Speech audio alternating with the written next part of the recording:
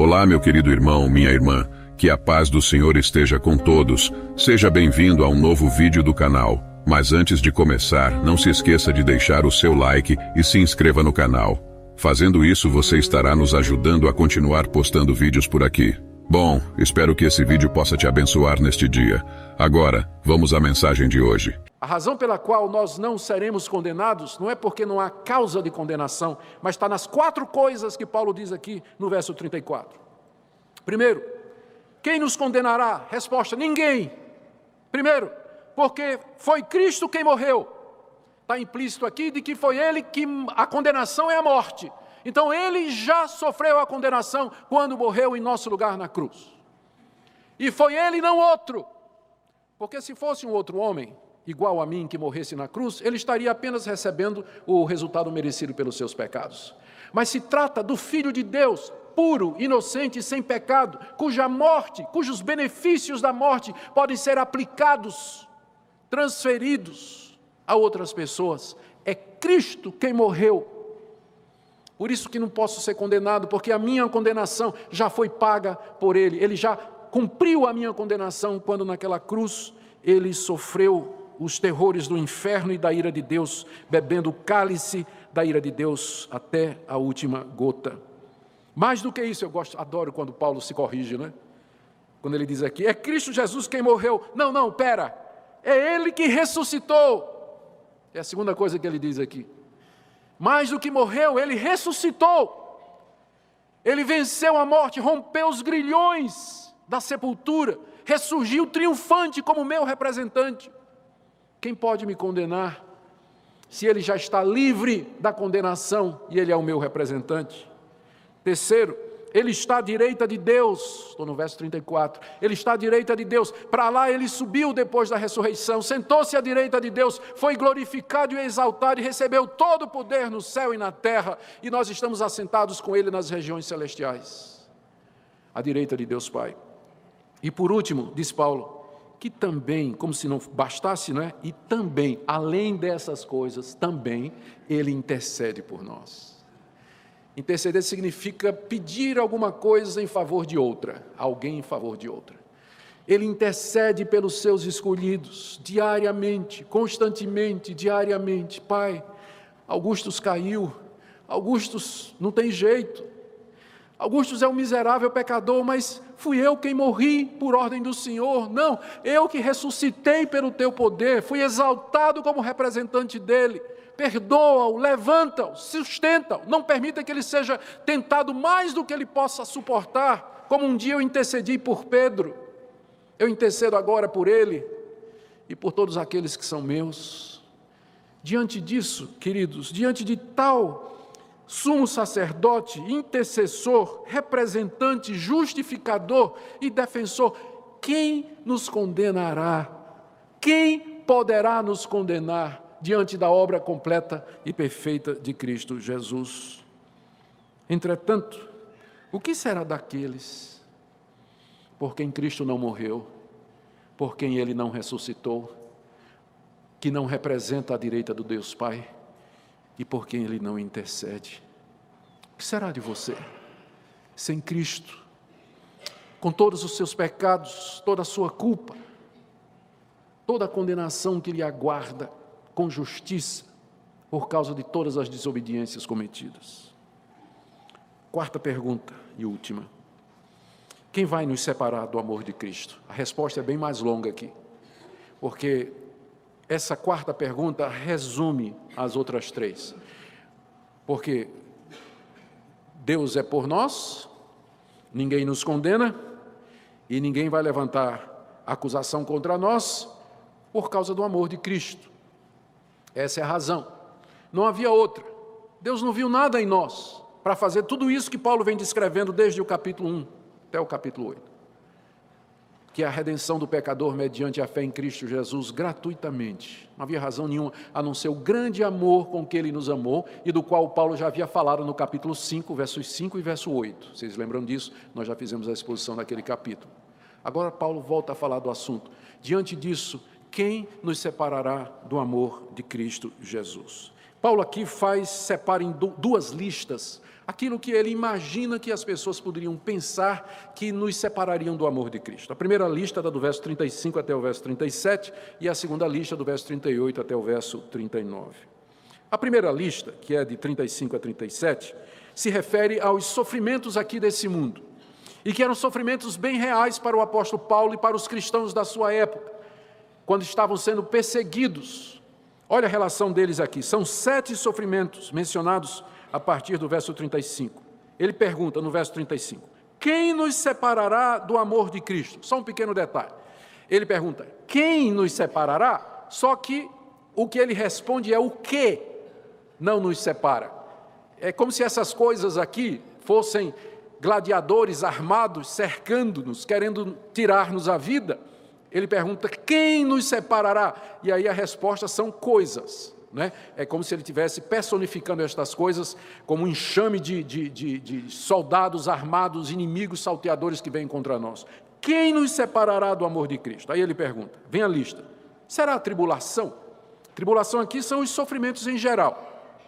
Será que a angústia pode me separar do amor de Cristo? A angústia aqui é aquela sensação que é causada pelas dificuldades que a gente enfrenta aqui nesse mundo. Será que é a perseguição por sermos de Cristo Jesus, que gera a pobreza, trazendo fome e nudez, trazendo o perigo de morte e de prisão, e finalmente a espada, a perda da vida pelo soldado, pelo executor romano? Será que os sofrimentos dessa vida presente, Paulo está descrevendo os sofrimentos que ele passa, será que esses sofrimentos, perseguição, pobreza, a ponto de não ter o que comer, não ter o que vestir, o perigo de vida e finalmente o perigo de morrer decapitado, será que estas coisas podem me separar do amor de Deus? E ele dá 2 respostas a isso. A primeira é que nós devíamos já saber que faz parte da nossa condição de povo de Deus sofrer aqui nesse mundo por conta da nossa fé. Ele faz uma citação aí no verso 36 do Salmo 44, verso 22, que é um salmo que descreve o sofrimento do povo de Israel. E o salmo diz assim, como está escrito, por amor de ti, somos entregues à morte o dia todo, fomos considerados como ovelhas para o matadouro. Paulo está dizendo, ser cristão é ser como uma ovelha marcada para morrer. Você não sabe quando vai ser, mas você está marcada para morrer. Uma hora dessa vai chegar lá a pessoa e vai tirar a sua vida. Por amor de ti, somos entregues à morte o dia todo. Fomos considerados como ovelhas para o matadouro. Paulo está citando um texto que se aplicava a Israel no Antigo Testamento, está aplicando agora para o povo de Deus no presente, dizendo, nós somos como ovelhas marcadas. Portanto, o sofrimento faz parte da nossa experiência cotidiana. Então, nós não devíamos estar surpresos que aqui nesse mundo nós passemos por dificuldade. Por isso que cada vez mais eu fico angustiado e revoltado com essa famigerada teologia da prosperidade, que diz que se Deus lhe ama, Ele vai fazer você ser próspero, vai fazer você ser saudável, ser rico, resolver seus problemas, lhe arrumar um marido, lhe arrumar um casamento, lhe arrumar um carro do ano, lhe arrumar um apartamento, resolver todos os seus problemas, quando eu vejo exatamente outra coisa na Escritura. Somos ovelhas marcadas para morrer. Jesus nunca prometeu coisa desse tipo para os seus discípulos, ao contrário, o que é que ele disse? O caminho é estreito, a porta também é, e se alguém quer me seguir, negue-se a si mesmo, tome sua cruz e me siga. É por isso que às vezes igrejas estão lotadas de gente, mas que tipo de evangelho está sendo pregado lá? A quem eles estão seguindo? Que Cristo eles estão seguindo? Não é o da Escritura, com certeza. Mas é um fabricado por falsos profetas e mercenários que fazem da religião e do cristianismo fonte de lucro. Porque se eles fossem honestos e dissessem o que a Bíblia diz, com certeza suas igrejas se esvaziariam. Por amor de ti somos entregues à morte o dia todo. Fomos considerados como ovelhas para o matadouro. O sofrimento faz parte da nossa vida. E não é isso, portanto, que vai nos separar do amor de Deus. E olha, a segunda coisa que Paulo diz com relação a essa primeira lista, no verso 37, em todas estas coisas aqui, aquelas coisas que ele falou, né? Sofrimento, angústia, fome, nudez, espada, em todas estas coisas, porém, somos mais do que vencedores, por meio daquele que nos amou. Por que mais do que vencedores? Por 2 motivos. Primeiro, essas coisas não vão nos separar do amor de Cristo. O sofrimento não nos separa do amor de Cristo. Segundo, ao contrário, O sofrimento nos empurra para os braços de Cristo. Quanto mais o crente verdadeiro sofre, mais ele se apega ao seu Senhor. Paulo e Silas na prisão faziam o quê?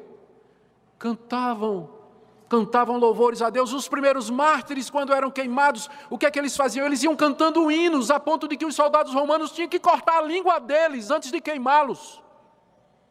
Senão eles iam cantando hinos para a fogueira e não paravam.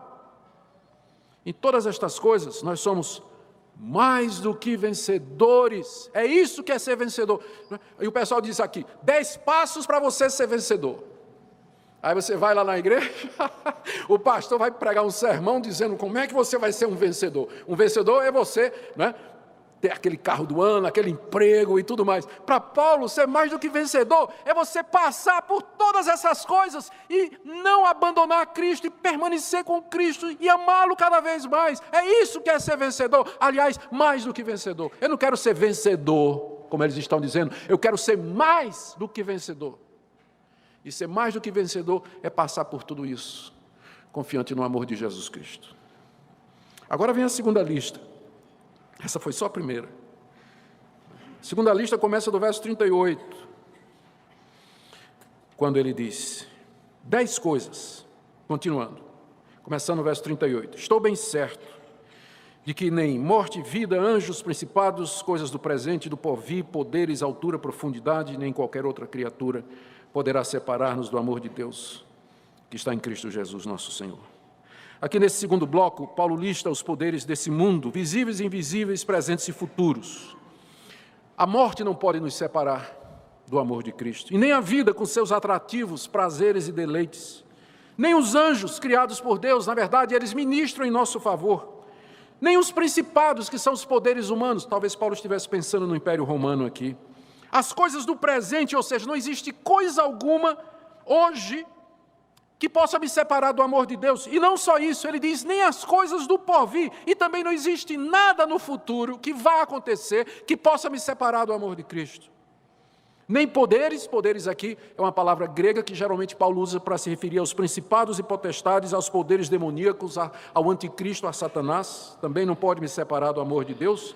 Nem a altura, talvez uma referência ao céu, nem a profundidade, o mundo lá embaixo com seus terrores, talvez uma referência ao inferno, ou seja, o que Paulo está dizendo, ele está apontando para todos os lados, nem o futuro, nem nada no futuro, nem nada no presente, nem nada lá em cima, nem nada aqui embaixo, nem pessoas que eu posso tocar, que são os poderes desse mundo, nem os seres invisíveis como são os anjos, e ele resume no final do verso 39 dizendo, nem qualquer outra criatura, não há nada na criação de Deus, nada que Deus criou, que exista, que possa separar-nos do amor de Deus que está em Cristo Jesus, nosso Senhor. Que diremos à vista dessas coisas? Que diremos à vista dessas coisas? Meus irmãos, é aqui que nós baseamos a nossa segurança de salvação. É aqui que nós baseamos a nossa doutrina de que a salvação do crente, ela é eterna. Ela não pode ser perdida, porque ela é feita por Deus, é garantida por Deus. Estão aqui todos os argumentos. Eu não conheço uma outra passagem da Bíblia que tenha mais argumentos sólidos e convincentes, que nos assegurem de que a nossa salvação, ela é perfeita, ela é eterna. Uma vez amados de Deus, uma vez Cristo morreu por nós, que o Santo Espírito habita em nós, nada, ninguém pode impedir que Deus leve até o final aquilo que Ele disse que ia fazer, ter um povo para si, um povo a quem Ele vai dar a vida eterna, com quem Ele vai habitar no novo céu e na nova terra. É nisso que nós temos a nossa segurança. A minha certeza de salvação não é em nada que eu sou ou que faço, mas é em quem Deus é e o que Ele fez. Eu espero que nessa noite você tenha essa certeza e você tenha essa segurança. Você diz assim, pastor, como é que eu faço para saber? Eu entendi, mas eu não tenho muita certeza. Se você olhar para dentro do coração, você não vai encontrar a certeza de salvação lá, porque o nosso coração é corrompido, ele é obscuro, nós somos subjetivos, mas se você olhar para a cruz de Cristo Jesus, que é a demonstração maior do amor de Deus, ali você vai encontrar a certeza do amor de Deus por você. Olhe para Cristo, creia nele, renda-se incondicionalmente a Ele, entregue-se a Ele e diga, tu és o meu Senhor, o meu Salvador, renuncio a tudo, a qualquer coisa, a toda essa lista aqui, eu renuncio a tudo isso para ser teu e somente teu, agora por toda a eternidade.